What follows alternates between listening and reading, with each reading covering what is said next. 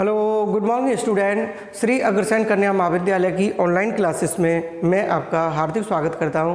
तो ठीक है, आज मिलते हैं एक और नई क्वेश्चन के साथ।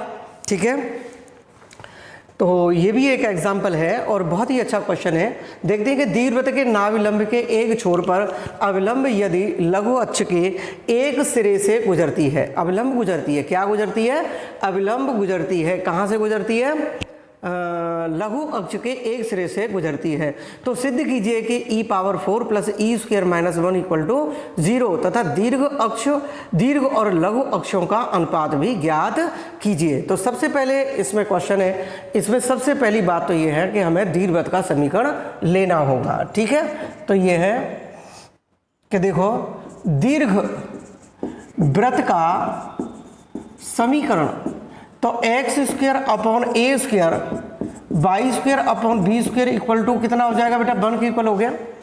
ठीक है, अब इसमें इज ग्रेटर देन मस्ट है, क्योंकि इससे पता लगता है कि दीर्घवृत्त की नाभियां कहां पर हैं। ठीक है, तो इसका डायग्राम बनाते हैं, यहां बनाते हैं। देखो ये डायग्राम बन गया आपका, ये इस तरह से इज ग्रेटर देन लिया बेटा, तो इसकी जो नाभियां हैं वो आपकी x अक्ष पर पहुंच गई। ठीक है, वो S और S डैश। अब यहाँ से ये तो x है और ये x डैश है और ये y है और ये y डैश है, ये इसका सेंटर है। अब ये इसके जो निर्देश A और A डैश इसका दीर्घ अक्ष है और B डैश इसका क्या है? लघु अक्ष है। तो अब देखिए यहाँ से क्या है? नाभिलंब जीवा, यानी क्या है कि नाभिलंब। तो नाभिलंब कौन सा हो गया? S हो गया और ये बन गया हमारा L और L डैश बन गया। तो सबसे पहले ये देखेंगे कि इसकी जो निर्देशांक होते हैं नाभि के वो a,0 होते हैं, ये तो पता ही है ऑब्वियसली, और ये होता है नेगेटिव a,0 होते हैं। ठीक है, अब एक नाभिलंब है, सॉरी एक क्या है? अविलंब है, जो एक तो यहाँ से जा रही है और एक आपकी यहाँ से गुजर रही है। देखो यहाँ से गुजर रही है, यहाँ से। तो इसके जो निर्देशांक होंगे -b, यानी 0, -b होंगे, और इसके जो होंगे वो a,0 और -a,0 और b के बराबर होंगे। तो ये क्या है? अविलंब है, अविलंब है। तो इसके जो निर्देशांक होंगे बेटा कि AE, SL होंगे कि नहीं होंगे? देखो कि अगर हम SL AE x के तो निर्देशांक कितने हो गए आपके? x, 0, तो x के निर्देशांक हो गए AE, 0। अब ये y अक्ष में तो SL के निकाल सकते हैं। ठीक है, तो देखो इसमें से निकालेंगे कि देखो L के निर्देशांक निकालो। सबसे पहले L के निर्देशांक ज्ञात करते हैं। तो देखो ये तो समीकरण 1 हो गया कि समीकरण 1 से और मैंने आपको एक सिद्ध भी करवा चुका हूं मैं कि जो नाभिलंब जीवा की जो लंबाई होती है 2b² अपॉन a² होता है, और यहाँ जो है एक आर्टिकल सॉल्व करा दिया मैंने ये, तो ये b² अपॉन a के बराबर हो गया। किसके बराबर हो गया? कि b² अपॉन a के बराबर। ठीक है, मैंने ये आर्टिकल करा दिया है। ठीक है, तो ये आपके निर्देशांक निकल गए। तो अब हमें क्या निकालना होगा कि इस बिंदु की सहायता से हमें अविलंब ज्ञात करना होगा। तो देखो कि बिंदु यानी a, और b² अपॉन a की सहायता से अविलंब का समीकरण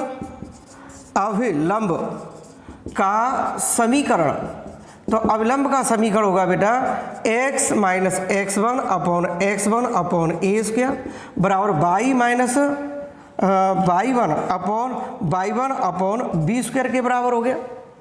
ठीक है, अब यहाँ रखें इसको, तो क्या निकल के आएगा? देखो x - a और a कितना हो जाएगा? a² और equal to y - b² upon a upon कितना हो जाएगा? b² upon a upon b² के बराबर हो गया। आगे सॉल्व करते हैं इसे, क्या निकलेगा? देखो कि देखो x - a तो है ही, अब a से a कैंसिल करें तो e अपॉन a मिलेगा कि नहीं मिलेगा? इक्वल्स टू ये जो है y - b² यानी आपका ay - b² और अपॉन a मिलेगा यहाँ, और अपॉन कितना हो जाएगा? देखो इससे ये कैंसिल मिलेगा तो 1 अपॉन कितना हो जाएगा? कितना हो जाएगा, a के बराबर हो जाएगा। और a से देखो ये कैंसिल हो जाएगा जी, a से a कैंसिल हो गया, ठीक है। तो अगर इसको निकालेंगे तो क्या निकलेगा, देखो a ऊपर चला जाएगा कि a यानी x माइनस ए और इक्वल टू ये बनेगा आपका कितना कि e से इधर मल्टीप्लाई कर दो तो e यानी बाई a बाई माइनस और b स्क्वायर के इक्वल हो गया, ठीक है। अब हमें इसके अंदर मल्टीप्लाई करें, क्या करें, इसमें मल्टीप्लाई करते हैं हम, ठीक है। तो मल्टीप्लाई करेंगे तो क्या निकलेगा हमारा, एक्स स्क्वायर और वाई स्क्वायर, ठीक है। इसको समीकरण ले लेते हैं, इसको समीकरण 2 ले लीजिए, क्योंकि पहले तो हमने कोई क्वेश्चन लिया ही नहीं कहीं, ठीक है। अब देखो ये क्या है, अवलंब का समीकरण है, यह अभिलंब का समीकरण है। अब प्रश्न की शर्त के अनुसार, प्रश्न क्या कह रहा है आपसे, प्रश्न क्या कह रहा है बेटा, कि कहां से गुजर रहा है वो, लघु अक्ष के सिरे से गुजर रहा है, तो लघु अक्ष यही तो है। प्रश्न की शर्त के अनुसार, प्रश्न की शर्त के अनुसार अविलंब लघु अक्ष के एक सिरे से गुजरता है, यानी कौन सा, 0, -b से।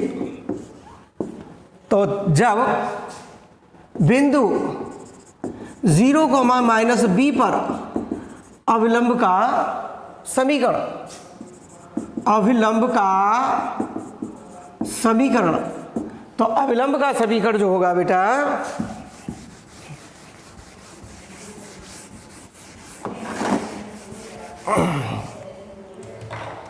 कितना हो जाएगा, a 0 माइनस 0 करो माइनस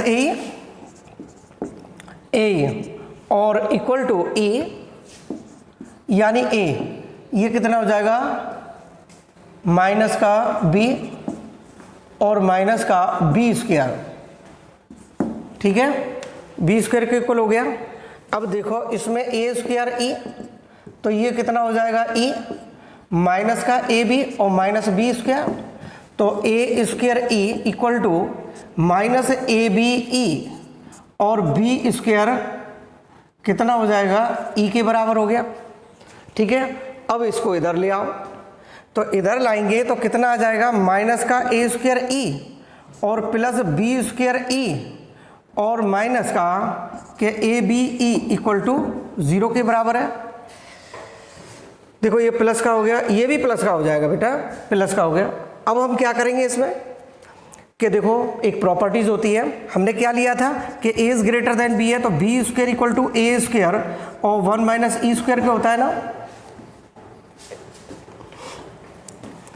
और b स्क्वायर इक्वल टू हो जाएगा under root 1 minus E square के, ठीक है। तो बेटा यहां से इसको रखते हैं, माइनस ए स्क्वायर ई के बराबर तो है ही, और प्लस बी स्क्वायर की वैल्यू है कि ए स्क्वायर और 1 माइनस ई स्क्वायर के बराबर हो गया, और इंटू ई और आ जाएगा, इसका एक ई और आ गया। देखो बी स्क्वायर आ रहा है तो बी स्क्वायर की वैल्यू यहाँ रखो। अब देखो यहाँ पर एक ए आ रहा है प्लस ए और ई आ रहा है, और इसका रखेंगे तो A under root 1 minus E square equal to 0 हो गया कि नहीं हो गया, ठीक है। अब इसका मल्टीप्लाई करो तो माइनस ए स्क्वायर ई और प्लस और ए स्क्वायर ई माइनस और ए स्क्वायर कितना हो जाएगा आपका,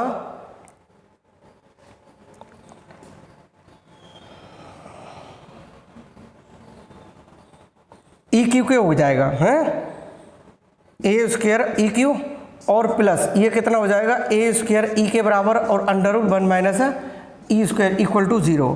देखो इससे कैंसिल कर दो, इसको ट्रांसफर करो आगे,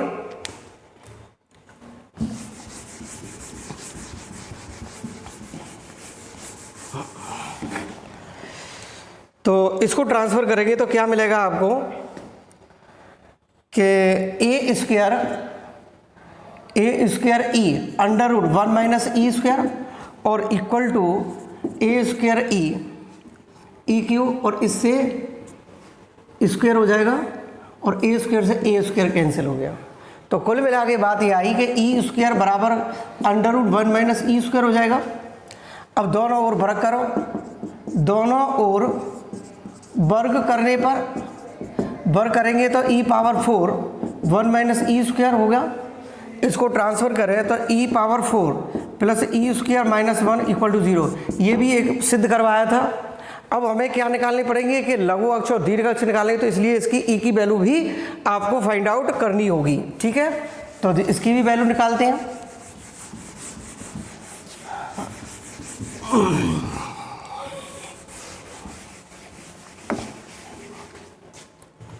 तो ये हो जाएगा आपका ई पावर 4 ई स्क्वायर और माइनस 1 इक्वल टू 0।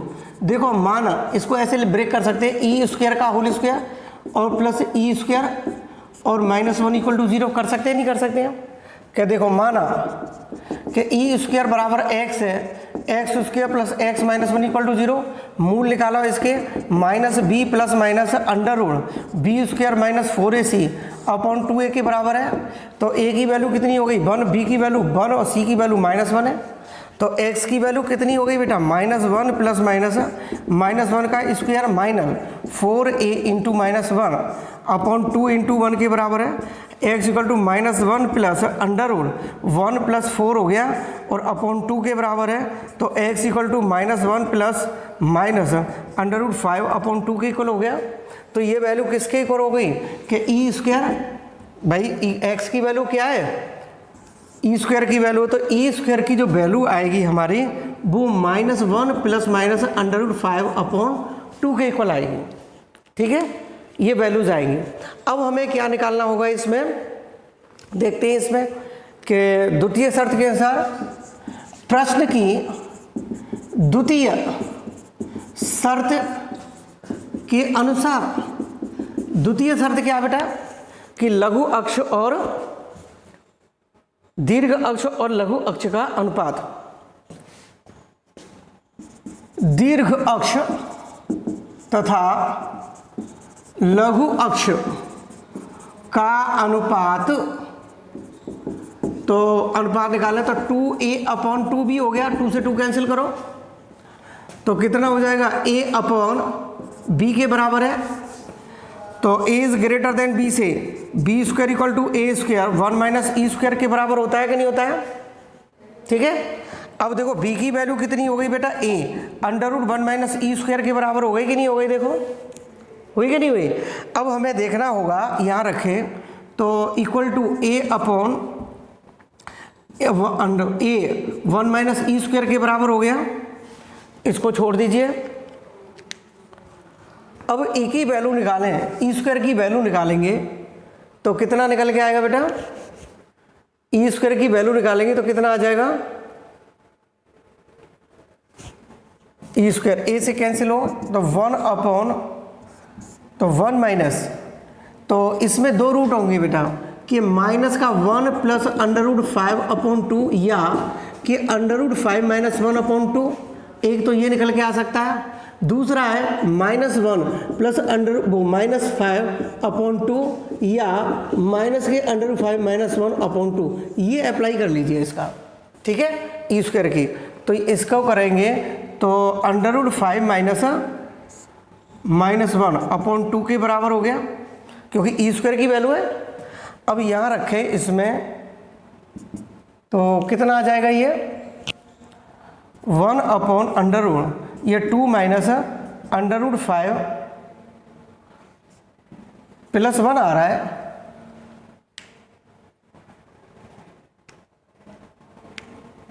कितना आ रहा है +1।